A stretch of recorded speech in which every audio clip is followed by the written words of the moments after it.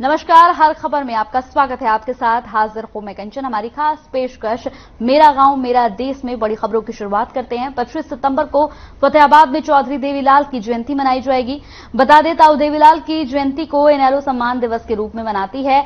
इस सम्मान दिवस रैली पर इनेलो बीजेपी विरोधी पार्टियों को एक मंच पर लाने का प्रयास यहां पर करती है और इनेलो पार्टी विपक्ष के नेताओं के साथ मिलकर तीसरे मोर्चे की तैयारी कर रही है। बता दें आपको, इनेलो सुप्रीमो ओम प्रकाश चौटाला झज्जर में पार्टी कार्यालय में कार्यकर्ताओं को रैली का न्योता देने पहुंचे थे, जहां ओम प्रकाश चौटाला ने पार्टी संगठन को मजबूत करने और अधिक से अधिक लोगों को पार्टी से जोड़ने का आह्वान करते हुए कहा कि बीजेपी की जन विरोधी नीतियों को देखते हुए जनता इनेलो की ओर देख रही है। एक बार फिर से इनेलो का शासन होगा और प्रदेश में अमन और शांति कायम होगी।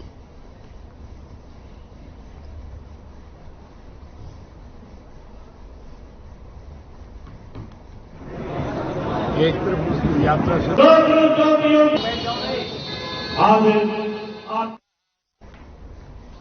प्रदेश में सभी राजनीतिक दल 2024 के चुनाव की तैयारियों में जुट गए हैं। इसी को लेकर इनेलो भी तैयारियों में लगी हुई है। वहीं इनेलो सुप्रीमो ओम प्रकाश चौटाला सोनीपत पहुंचे और 25 सितंबर को ताऊ देवीलाल की जयंती पर फतेहाबाद में होने वाले रैली के लिए देश के सभी नेताओं को न्योता दिया। इसी के साथ ही उन्होंने पार्टी के कार्यकर्ताओं की बैठक भी ली। इस दौरान उन्होंने पत्रकारों से भी बातचीत की। पत्रकारों से बातचीत करते हुए प्रदेश सरकार पर जमकर निशाना साधा। उन्होंने कहा, वर्तमान में सभी विपक्षी राजनीतिक पार्टियां तीसरे मोर्चे के गठन के लिए प्रयासरत हैं। सभी चाहते हैं कि जनता को वर्तमान सरकार से मुक्ति मिले।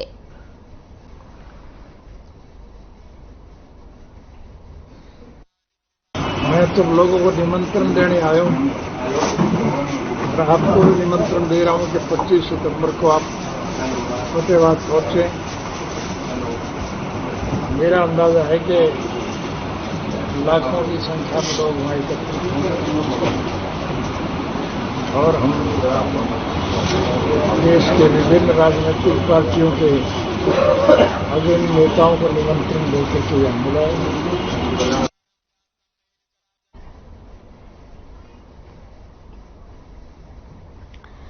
दिल्ली के मुख्यमंत्री अरविंद केजरीवाल हिसार पहुंचे। इस दौरान पंजाब के मुख्यमंत्री भगवत मान भी उनके साथ मौजूद रहे, जहां सीएम केजरीवाल ने मेक इंडिया नंबर 1 के बारे में पूरी जानकारी दी। साथ ही उन्होंने कहा कि देश की 130 करोड़ जनता एकजुट हो जाए तो भारत को नंबर 1 देश बनने से कोई नहीं रोक सकता। इसके साथ ही सवाल पर केजरीवाल ने कहा कि दोनों राज्यों में पानी की कमी है। पंजाब और हरियाणा में पानी का स्तर बहुत कम है। दोनों राज्यों को पानी चाहिए। केंद्र की जिम्मेदारी बनती है कि वो पंजाब और हरियाणा के लिए पानी का इंतजाम करे। वहीं पीएम मोदी पर तंज कसते हुए केजरीवाल ने कहा कि अगर उनके पास समाधान नहीं है तो मुझे बुलाए, मैं उन्हें समाधान बताऊंगा।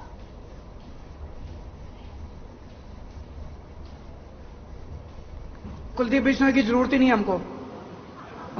कुलदीप बिश्नोई वहीं रहें, वो किस लिए? आप एक चीज बताओ, मैं आपसे पूछना चाहता हूं, अभी तक वो कांग्रेस में थे, अब वो बीजेपी में चले गए। पहली एमएलए थे, अब भी एमएलए का चुनाव लड़ेंगे, तो क्यों गए हैं? उनके ऊपर इतने सारे केस थे, इतने सारे केस थे, तो वो अपने केस रफा दफा कराने के लिए गए हैं। तो वो जनता से वोट किस लिए मांग रहे हैं? अब वो इसलिए नहीं मांग रहे कि मैं तुम्हारा कुछ भला करूंगा, भला तो पहले कर देते, अभी भी कांग्रेस में ही थे, एमएलए ही थे। वो जनता से कह रहे हैं मेरे को वोट दो ताकि मैं अपने सारे केस रफा दफा करा लूं। अभी हमारे मीडिया के एक साथी ने एसवाईएल के बारे में पूछा कि एसवाईएल पे हमारा क्या स्टैंड है। मैं आपसे पूछना चाहता हूं कि एसवाईएल पे पंजाब कांग्रेस का क्या स्टैंड है और हरियाणा कांग्रेस का क्या स्टैंड है? एसवाईएल पे पंजाब बीजेपी का क्या स्टैंड है और हरियाणा बीजेपी का क्या स्टैंड है? पंजाब में जाते हैं ये लोग तो कहते हैं एसवाईएल बनने नहीं देंगे, हरियाणा में आते हैं ये लोग तो कहते हैं एसवाईएल लेके रहेंगे। इसी गंदी राजनीति ने पिछले 70 साल में भारत को, इंडिया को नंबर 1 नहीं बनने दिया। केवल और केवल गंदी राजनीति करते हैं।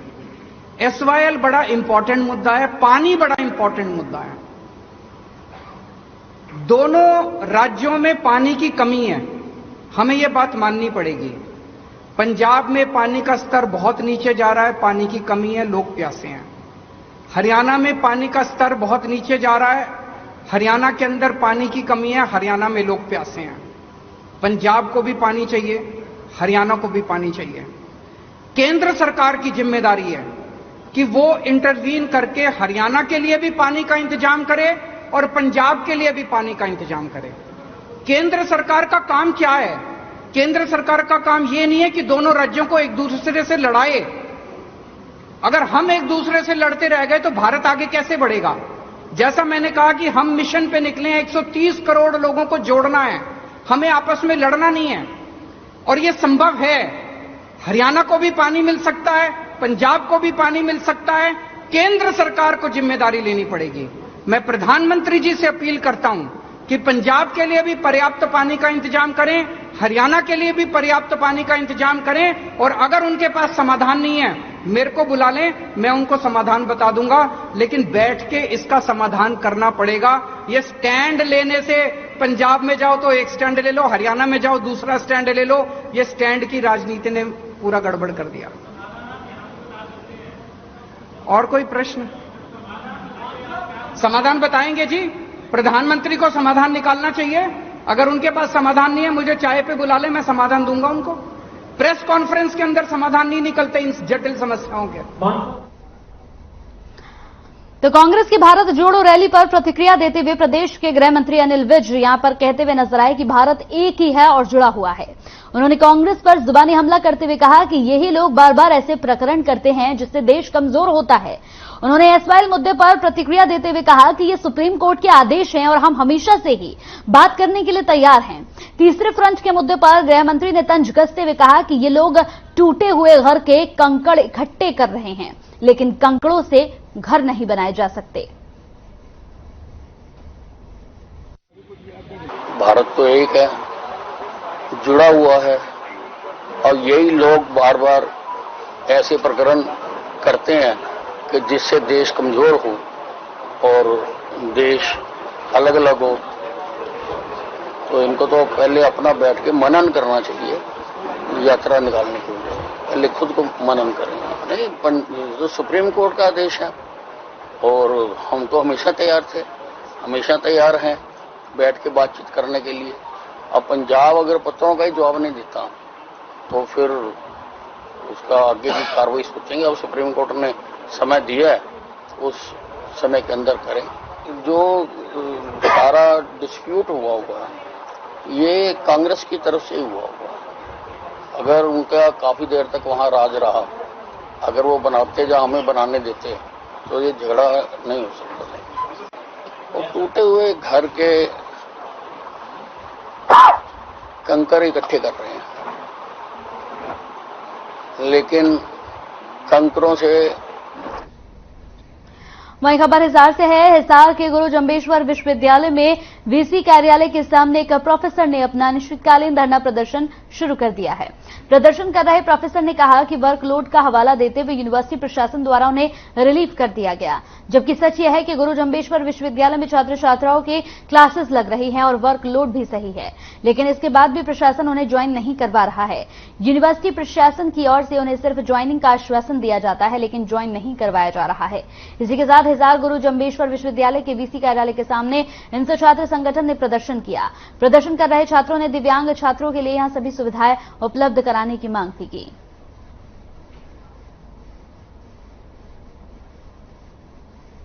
फर्स्ट वालों को फर्स्ट टाइम तो दे देंगे। ये जो क्लासेस शुरू ना होने की वजह से, वर्कलोड अवेलेबल ना होने की वजह से का ये हवाला दे के हमें रिलीव किया था। हमने काफी लंबे टाइम तक वेट किया, 3 महीने वेट किया। अगस्त के मिड में क्लासेस शुरू हो चुकी हैं जो एग्जिस्टेड क्लासेस थी, और जो न्यूली एडमिटेड क्लासेस थी वो भी 2 सितंबर से शुरू हो चुकी हैं। यूनिवर्सिटी की क्लासेस मतलब पूरी तरह से हर डिपार्टमेंट में शुरू हो चुकी हैं। इसके बावजूद भी हमें ज्वाइन नहीं करवाया गया है। तो मेरे को यही बोला जा रहा है कि वर्कलोड है और प्रशासन जो अथॉरिटीज हैं वो बताएंगी। चेयरपर्सन डिपार्टमेंट के बोलते हैं और जो अथॉरिटीज हैं यूनिवर्सिटी की वो बोलते हैं कि इधर से डिपार्टमेंट की तरफ से कुछ प्रॉब्लम चल रही है। तो वर्कलोड होते हुए भी वो वर्कलोड जो है वो दूसरे रिसर्च स्कॉलर्स को दे देते हैं, और जबकि रिसर्च स्कॉलर्स को देने की कोई वो प्रोविजन नहीं है कि उनको इस तरह से थ्योरी क्लासेस दे दी जाए, और 7 महीने से यही चल रहा है। 1 साल से 1.5 साल तकरीबन हो गया एडिशनल चार्ज प्रोटोकॉल है। वाइस चांसलर के बाहर आप उनकी तख्ती पे प्लेट पे लिखा हुआ है कि हर दिन 1.5 घंटे आप स्टूडेंट से मिलेंगे। आज तक 1.5 साल में वो कभी भी, 1.25 साल लगभग हो चुका है उनको, वो आज तक कभी भी स्टूडेंट डीलिंग पे 1 घंटा क्या 5 मिनट क्या कभी 1 मिनट भी नहीं बैठे। बेसिकली बच्चों से मिलके उन्हें समझाया गया है कि जो भी उनकी जेन्युइन इश्यूज हैं वो एकदम पीसफुल तरीके से रखें और कहीं पे भी जो प्रोटेस्ट है इनका ये वायलेंट नहीं होना चाहिए, क्योंकि काफ़ी दिक्कतें होंगी, उसके बाद उन्हीं को दिक्कतें होंगी। तो बच्चों को बस ये समझाने के लिए आई थी मैं। बाकी मेरी कोशिश यही है कि इनकी जो मीटिंग है वो हो जाए इस हिसाब से, क्योंकि बेसिकली आधी चीज़ें तो बात करने से सॉल्व हो जाती है। ऐसे बच्चे हैं उनके लिए हरियाणा सरकार ने एक एक्ट बनाया हुआ है, दिव्यांग एक्ट 2016, और उसके अकॉर्डिंग यदि कोई जो यूनिवर्सिटी या कॉलेज उसका पालन नहीं करता है तो उसको 5 लाख रुपए जुर्माना और वहां के जो संबंधित अधिकारी है उसको 5 साल तक की जेल, ये प्रावधान है। अगर यहाँ पर बाई चांस नैक की टीम आती है और नैक की टीम ये देखती है कि भी डिसेबिलिटी इतने परेशान है, तो मेरा मानना है कि नैक की टीम इनको कोई। ब्रेक के बाद स्वागत है आपका। तो गुरुग्राम में सीएम फ्लाइंग टीम ने बायोडीजल का अवैध व्यापार करने वालों पर बड़ी कार्रवाई की है। सीएम फ्लाइंग टीम को सूचना मिली थी कि गांव यहां फकरपुर में अवैध रूप से बायोडीजल तेल का कारोबार किया जा रहा है, जिस पर कार्रवाई करते हुए सीएम फ्लाइंग की टीम ने खाद्य पदार्थ एवं आपूर्ति विभाग और यहां मापतोल विभाग ने संयुक्त टीम गठित कर मौके पर रेड की, जहां एक टैंकर खड़ा मिला जिसमें लगभग 6000 लीटर बायोडीजल मिला। खाद्य पदार्थ और साथ ही आपूर्ति विभाग ने टैंकर से भरे बायोडीजल के 4 सैंपल लिए। साथ ही माप तोलकर अधिकारी की ओर से टैंकर में रखा गया बायोडीजल तेल को सील कर दिया गया।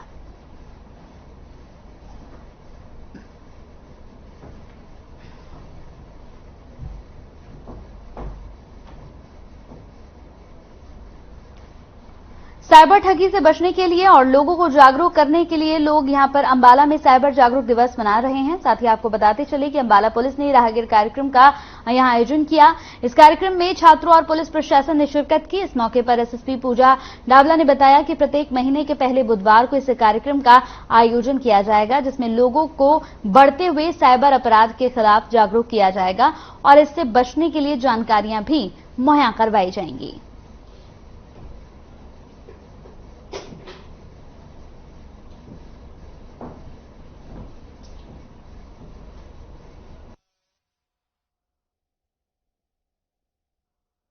ADGP crime state crime bureau Shri OP Singh के आदेश अनुसार जो है प्रत्येक महीने के पहले बुधवार को जो है हम साइबर राहगीरी कार्यक्रम का आयोजन करेंगे। जो आज हमने पहली साइबर राहगीरी हमने आज ऑर्गेनाइज करी है, जिसमें कि स्कूल से बच्चों को बुलाया गया था, पुलिस फोर्सेस थी हमारा, जिसमें जो अंबाला पुलिस का म्यूजिकल। तो झज्जर में केएमपी फ्लाइंग ओवर में खड़े एक ट्रक से बाइक सवार की टक्कर हो गई। इस हादसे में बाइक सवार नूर मोहम्मद की मौके पर ही मौत हो गई। घायल बाइक सवार को राहगीरों की मदद से झज्जर के सरकारी अस्पताल में भर्ती कराया गया, लेकिन गंभीर रूप से घायल बाइक सवार को बचाया नहीं जा सका। हादसे की सूचना पर पहुंची पुलिस ने ट्रक को कब्जे में लेकर मामले की जांच पड़ताल शुरू कर दी है।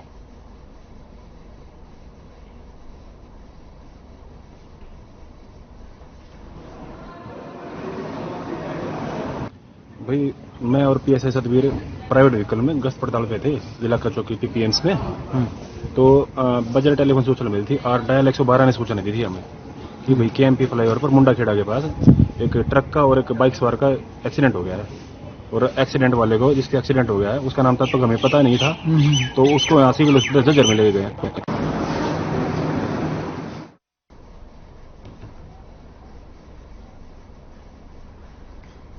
फरीदाबाद आदर्श नगर थाना पुलिस ने गुप्त सूचना के आधार पर आदर्श नगर विष्णु कॉलोनी में 2 मकानों में छापा मारकर घरों से भारी मात्रा में लाखों रुपए के बम पटाखे बरामद किए। आपको बता दें कि दीपावली के समय पर पॉल्यूशन को देखते हुए सरकार ने बम पटाखों पर बैन लगा दिया है। थाना प्रभारी आदर्श नगर ने बताया कि आरोपियों के खिलाफ विभिन्न धाराओं के तहत मामला दर्ज कर कार्रवाई शुरू कर दी गई है।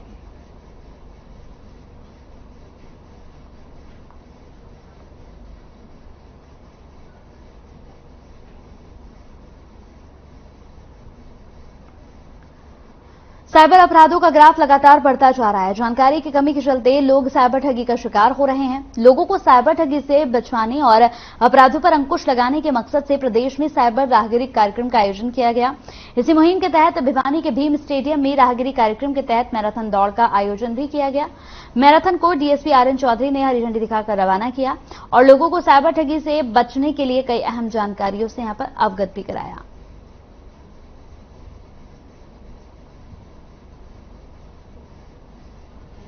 शिकायतें करते हैं लोग शर्म के मारे कि नहीं मेरी। आज जिला पुलिस भिवानी द्वारा हमारे पुलिस अधीक्षक महोदय के दिशा निर्देश अनुसार जो साइबर जागरूकता अभियान के तहत बढ़ते हुए साइबर क्राइम के संबंध में मैराथन का आयोजन किया गया है, जिसमें हमने बच्चों को और सभी कोचेज को उनको सभी को एकत्रित करके विशेष रूप से जो साइबर अपराध हैं उनसे बचने का तरीका और क्या न करें क्या करें इस बारे में उनको विस्तृत रूप से जानकारी दी गई है। अगर किसी के साथ साइबर अपराध हो जाता है तो वो 1930 अपनी शिकायत कंप्लेंट रजिस्टर कर सकते हैं।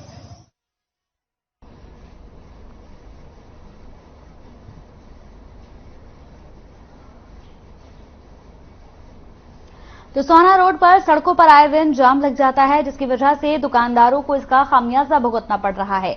बता दें, ट्रैफिक को खुलवाने के लिए होमगार्ड भी तैनात हैं। इसके बावजूद भी लोगों को इस जाम की समस्या से निजात नहीं मिल पा रही है। होमगार्ड का कहना है कि सड़क बनने की वजह से जाम लग रहा है।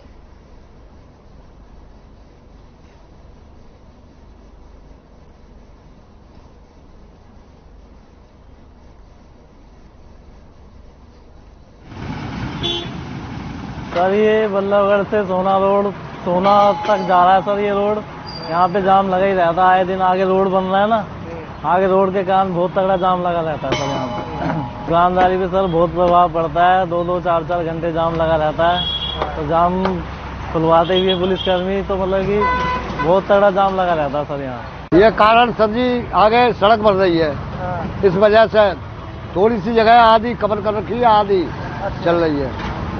जब वो गाड़ी निकल जाती है तब इधर की गाड़ी चलती है। हाँ, इस वजह से जाम है सर। कितने दिनों से जाम की स्थिति? जाम तो हो गया जी 10-15 दिन हो गए, पूरा महीने से होता जा रहा है। ऐसी जाम लगा? हाँ ऐसी। फिर आपको तो परेशानी जनाब, हम तो खड़े ही रहते हैं, क्या करें। हाँ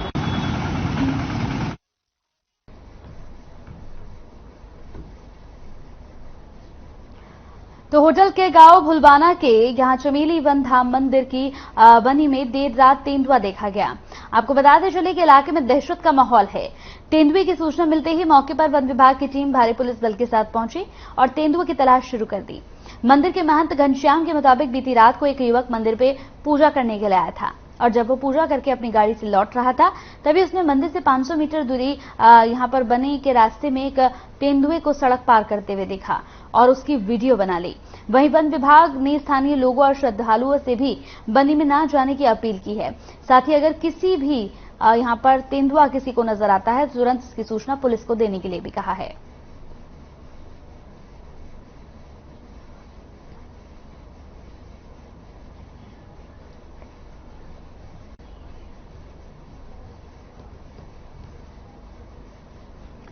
प्रदेश में ब्लड बैंकों के यहां पर नियमों की अनदेखी पर स्वास्थ्य विभाग की टीम हरकत में आ गया है। हरियाणा के कई जिलों में ब्लड बैंक सेंटर को नोटिस जारी किया गया है। साथ ही नियमों को ताक पर रखने वाले कई ब्लड बैंकों के लाइसेंस को भी रद्द कर दिया गया। कुरुक्षेत्र में भी स्वास्थ्य विभाग की टीम एक्शन में है। कुरुक्षेत्र के सरकारी अस्पताल लोकनायक जयप्रकाश अस्पताल के civil surgeon doctor Sukhbir Singh ने बताया कि ये राहत की बात है कि धर्मनगरी कुरुक्षेत्र का कोई भी ब्लड बैंक नियमों की अनदेखी नहीं कर रहा है, लेकिन फिर भी कुरुक्षेत्र में ब्लड बैंकों को लेकर प्रदेश सरकार एक गाइडलाइन जारी कर रही है। अब जितने भी जगह पर ब्लड बैंक लगेंगे वहां पर सभी डॉक्टर्स की टीम को यहां एप्रन पहनकर रहना होगा। इसके साथ अब कोई भी संस्था अगर रक्तदान शिविर लगाती है तो उन्हें बाकायदा स्वास्थ्य विभाग से अनुमति लेनी होगी। कुरुक्षेत्र के सभी यहां पर पैथोलॉजिस्ट डॉक्टर की निगरानी में रक्तदान शिविर लगाए जाएंगे।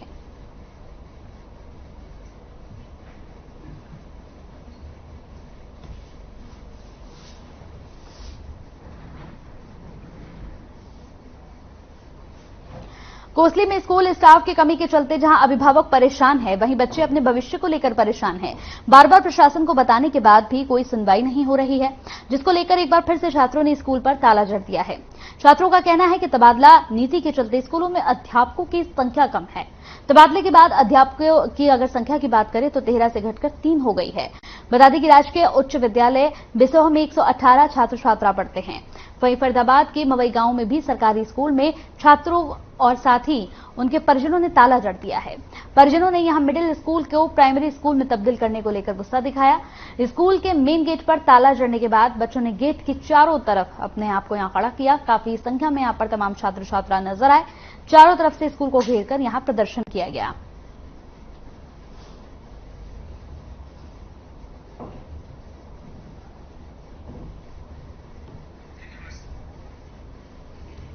गौवंश में फैल रही लंपी स्किन डिजीज का खतरा जिले में बढ़ता जा रहा है, जिसको लेकर पशुपालन विभाग पूरी तरह से सतर्क है। तो शाम क्षेत्र में वैक्सीनेशन की जानकारी देते हुए पशुपालन विभाग के एसडीओ सुनील शर्मा ने बताया कि अब तक गौशालाओं को मिलाकर 17,733 गौवंश का वैक्सीनेशन किया जा चुका है और साथ ही 200 डोज शेष बची हुई हैं। इसके अलावा उन्होंने कहा कि क्षेत्र में अब तक 45 गौवंश की स्किन डिजीज की वजह से मौत हो चुकी है।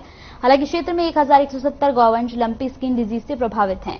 इनमें से 355 गौवंश ठीक हो चुके हैं। साथ ही उन्होंने कहा कि पशुपालकों को घबराने की जरूरत नहीं है, ये एक मैकेनिकल ट्रांसमिशन है। सभी पशुपालक अपने पशुओं को घर में रखें। पशुपालन विभाग इस बीमारी को लेकर पूरी तरह से सतर्क है।